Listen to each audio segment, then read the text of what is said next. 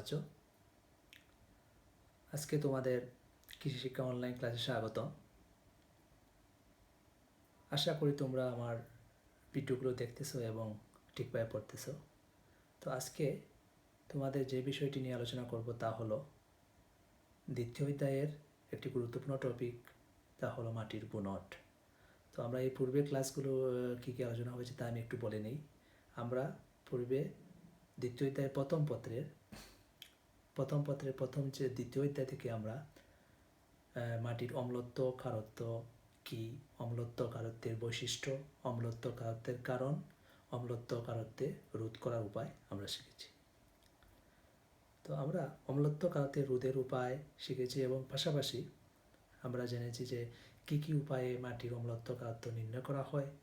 আমরা জেনেছি pH scale সম্পর্কে, পিএইচ মিটার সম্পর্কে, এবং আমরা সর্বোপরি মাটির এই যে লিটমাস পেপার ব্যবহার করে কীভাবে মাটির অম্লত্ব ক্ষারত্ব নির্ণয় করা যায় তাইও জেনেছি। তো এর বিস্তারিত আরও আমাদের ব্যবহারিক পরীক্ষাতে আমরা রয়েছে, সেগুলো থেকে আমরা জানবো। তো আজকে আমি তোমাদের মাটির বুনটের শ্রেণীবিন্যাস থেকে আলোচনা করব। তো মাটির বুনট শুরু করার পূর্বে আমি একটি কথা বলে নিই, তোমরা অবশ্যই ভালো করে পড়তে হবে এবং আমি যেভাবে পড়াচ্ছি তোমরা ঠিক একইভাবে তোমাদের বইয়ের মধ্যেও চেষ্টা করবে যে এগুলোকে ঠিকভাবে করার জন্য পেন্সিল দিয়ে দাগ দিয়ে দিয়ে পড়বে। বিশেষ করে এমসিকিউগুলোকে পেন্সিল দিয়ে বইয়ের মধ্যে দাগ দিতে হবে। এবং আমি তোমাদের কীভাবে বলতেছি কীভাবে এমসিকিউ তৈরি করতে হয়, নিজে নিজে এমসিকিউ তৈরি করা শিখতে হবে। কারণ কৃষি শিক্ষাতে সবচেয়ে বড় সমস্যা হয় ছাত্রছাত্রীদের, যেখানে যে সৃজনশীল প্রশ্ন সে মোটামুটি পারে কিন্তু এমসিকিউয়ে সে ফেল করে, বেশিরভাগ স্টুডেন্টরাই ফেল করে থাকে এমসিকিউ। তো এমসিকিউকে কীভাবে বিশেষ করে নোটভিত্তিক প্রশ্নগুলো তোমরা নিজেরাই তৈরি করা শিখতে হবে। নিজে নিজে এই নোটভিত্তিক প্রশ্নগুলো তৈরি করা শিখবে এবং এগুলো থেকে আনসার দিবে, দেখবে যে অনেকগুলো এমসিকিউ নিজে নিজে তৈরি করতে পারবে। বইয়ের মধ্যে যে অনুশীলনগুলো দেওয়া আছে এগুলোই পড়তে হবে এবং পাশাপাশি আমি তোমাদেরকে যেভাবে প্রত্যেকটা অধ্যায় থেকে কীভাবে এমসিকিউগুলো আসে এগুলো আমি তোমাদেরকে অবশ্যই তোমরা পড়ে নিবে। তো আজকে তোমাদের মাটির বুনট এর শ্রেণীবিন্যাস, মাটির বুনটের রূপান্তর এবং মাটির বুনটের কোন কোন পদ্ধতিতে মাটির বুনট শ্রেণীবিন্যাস করা হয় তাই আমি আলোচনা করব। তো শুরুতে আমরা পাবো মাটির বুনট কি। তো বুনট বলতে সহজ ভাষায় যদি বলতে চাই, যে বুনট হলো যে মাটির মধ্যে যে বালি কণা রয়েছে, পলি কণা রয়েছে, কর্দম কণা রয়েছে, এই কণাগুলোর যে একসাথে মিলে যে একটা অনুপাত বা স্থূলতা সৃষ্টি হয়, একসাথে সমপরিমাণ হয়ে তাকে বা মাটির বুনট বলা হয়। এটি অত্যন্ত গুরুত্বপূর্ণ এটি মাটির বৈশিষ্ট্যের জন্য। আমরা একটি অঞ্চলের মাটি সম্পর্কে যদি জানি তাহলে প্রথমে আমরা জানতে হবে এই মাটিটি কী কোন ধরনের, এটি কি বেলে মাটি না এঁটেল মাটি না দোআঁশ মাটি। কারণ এই মাটিগুলো যদি আমরা না জানি তাহলে এই মাটিতে কোন ধরনের ফসল ভালো হয় তা আমরা বলতে পারবো না। তাই অবশ্যই আমাদের মাটির বুনট এই চ্যাপ্টারটি একটু ভালো করে পড়তে হবে এবং কীভাবে এগুলো রূপান্তর করা হয়। যেমন ধরো তোমার অঞ্চলে যদি তোমার একটা জমি, সেখানে যদি দেখা যায় যে এঁটেল মাটির বৃদ্ধি হয়ে গেছে, তখন কীভাবে তুমি এটি দোআঁশ মাটিতে পরিণত করবে, তো এই প্রক্রিয়াটি আমি বলে দেবো। এই পদ্ধতিগুলো তোমরা ঠিকভাবে ফলো করো, আশা রাখি তোমরা ভালো রেজাল্ট করতে পারবে। তো চলো প্রথমে আমি যে বিষয়টি বলতে চাচ্ছি তা হলো মৃত্তিকা বুনট। মৃত্তিকা বুনট মাটির বৌদ্ধ ধর্ম। মৃত্তিকা বুনট দ্বারা মাটির বিভিন্ন কণাসমূহ ছোটো বড় বোঝা যায়। তাহলে সহজ করে আমি সংজ্ঞা বলে দিচ্ছি যে মাটির একক কণা পারস্পরিক অনুপাত দ্বারা সৃষ্ট স্থূলতা বা সূক্ষ্মতাকে মাটির বুনট বলে। জাস্ট এতটুকু লিখে নিলেই হবে। অথবা তুমি সাথে অ্যাড করতে পারো যে মাটির বালি কী একক কণা রয়েছে। একক কণা বলতে এখানে মাটির বালি, পলি, কর্দম কণা, তুলনামূলক আকার বা শতকরা অনুপাতকেই মাটির বুনট বোঝায়। জাস্ট এতটুকুই, কণাটুকু বালির মাটির কণা বুনট এতটুকু দিলেই হবে। এরপরে শ্রেণীবিন্যাস। তো শ্রেণীবিন্যাস আমেরিকান পদ্ধতি অনুসারে মৃত্তিকা বুনটের শ্রেণীবিন্যাস দেওয়া হলো। এটা হচ্ছে বেলে মাটি, দোআঁশ মাটি, এঁটেল মাটি। তো বেলে মাটি হচ্ছে বেলে এবং দোআঁশ মিলে হচ্ছে বেলে মাটি। দোআঁশ মাটিতে হচ্ছে বেলে দোআঁশ, দোআঁশ, পলি দোআঁশ, পলি এঁটেল দোআঁশ এবং পলি এঁটেল। তো এগুলো মিলে হচ্ছে দোআঁশ মাটি। আর এঁটেল মাটি হচ্ছে এঁটেল দোআঁশ, বেলে এঁটেল, পলি এঁটেল, এঁটেল। এই তিনটি শ্রেণীবিন্যাস কীভাবে ভিন্নভাবে করা হয়েছে তোমাদের অবশ্যই এগুলোকে যেমন বেলে মাটি 2 ধরনের, দোআঁশ মাটি 1, 2, 3, 4, 5, 6 ধরনের, আর এঁটেল মাটি 4 ধরনের। এগুলো মনে রাখতে হবে। এগুলো আবার বিভিন্ন এমসিকিউতে আসতে পারে। ওকে, এবারে মৃত্তিকা বুনটের শ্রেণীবিন্যাস বৈশিষ্ট্য। তাই মৃত্তিকা বুনট শ্রেণীর বৈশিষ্ট্যগুলোর মধ্যে প্রথমে বেলে মাটি 70%-এর বেশি বালিকণা থাকে। এটি ভেরি ভেরি ইম্পর্টেন্ট একটি এমসিকিউ।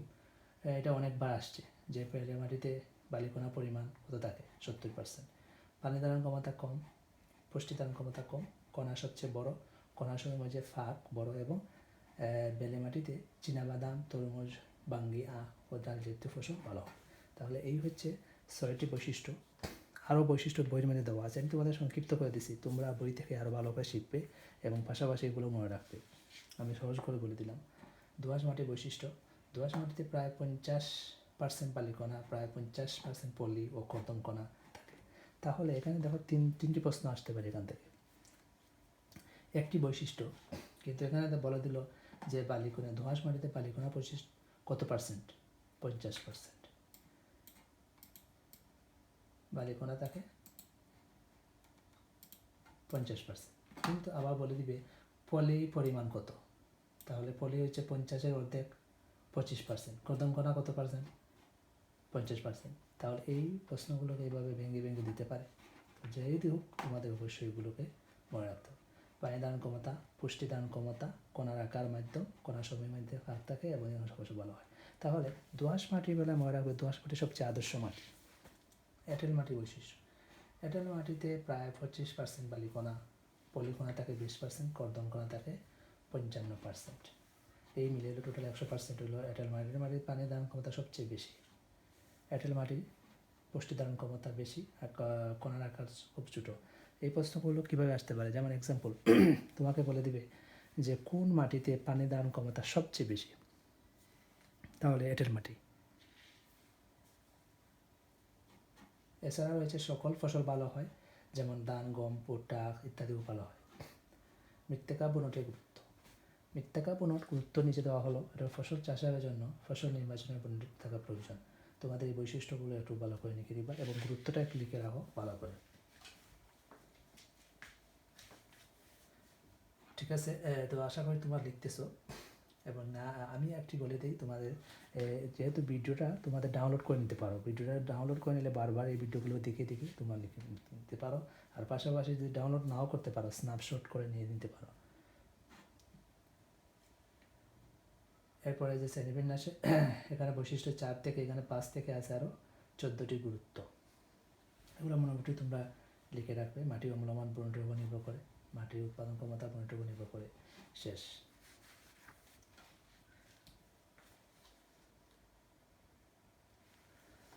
ওকে, এখন মাটির বুনটের রূপান্তর।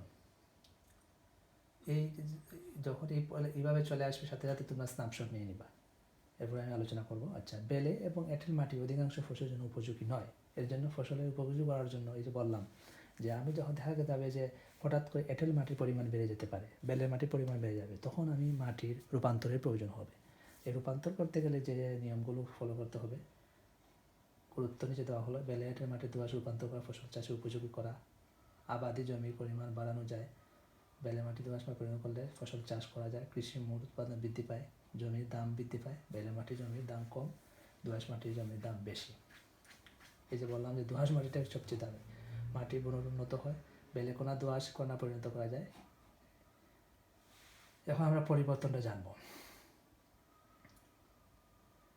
বেলে মাটি কোনা সবচেয়ে বড়, পুষ্টি কোনা ধারণ ক্ষমতা শতকরা 50 ভাগ, 5 ভাগ মাত্র পানি ধারণ করতে পারে, কারণ সবচেয়ে কম পানি ধারণ ক্ষমতা বেলে মাটির, মনে রাখবে।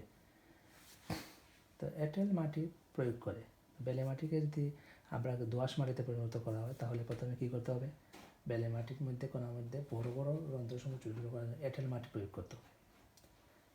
পুকুর, হাওড়, খাল, বিল যে কোনো জলাশয়ের তলা এঁটেল কর্দম মাটির জমির বেলে মাটির সাথে ঘর্ষণ করে মই দিয়ে মিশিয়ে দিতে হয়। বেলে কোনার ফাঁকে ফাঁকে কর্দম কোনা প্রবেশ করে মিশিয়ে দোআঁশ মাটি পরিবর্তন করতে হয়। হ্যাঁ, এই কথাটা আমি বুঝিয়ে বলি যে প্রথমে কী করতে হবে, যেমন ধরো তোমার যে অঞ্চলে তোমার, যেমন একটা জমিনকে তুমি নির্দেশ করলে যে মাটিতে তোমার এখানে বেলে মাটির পরিমাণ বেশি, তখন তুমি এঁটেল মাটি সংগ্রহ করতে হবে।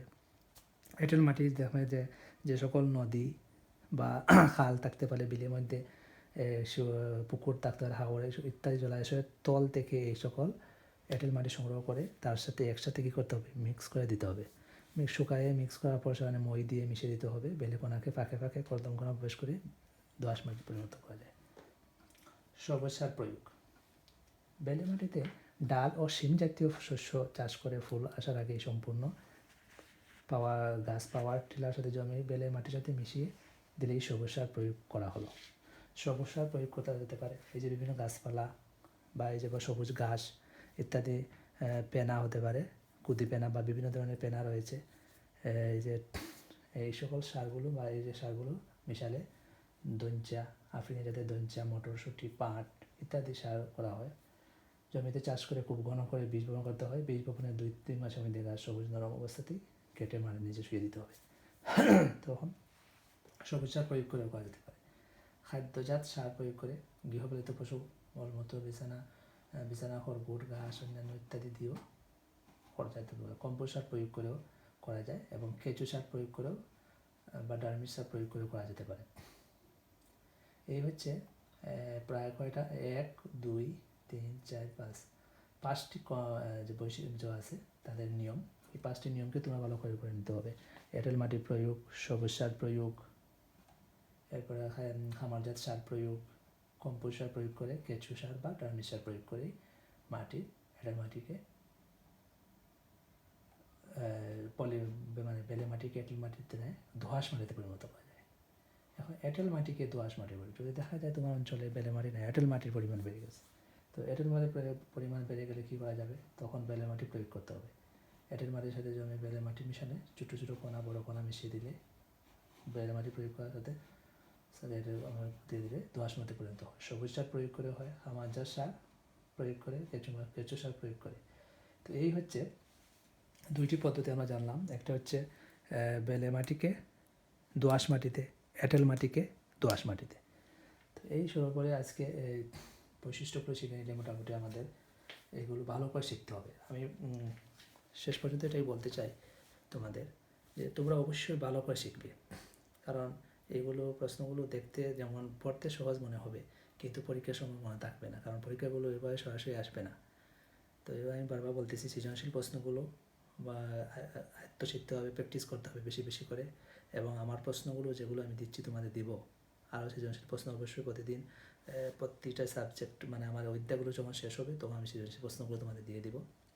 তো এই প্রশ্নগুলো তোমাদের আনসার করা শিখতে হবে এবং আমি চেষ্টা করব প্রতি সপ্তাহে তোমাদের একটি করে সৃজনশীল প্রশ্ন দিব, যাতে তোমরা সঠিকভাবে সেগুলোকে আয়ত্ত করতে পারো। তো আশা করি এই আশা রেখেই তোমাদের আমি চাই তোমরা ভালোভাবে পড়ো। এই আশা রেখেই আজকের মতো এখানে বিদায় নিচ্ছি। আল্লাহ হাফিজ। ধন্যবাদ সবাইকে।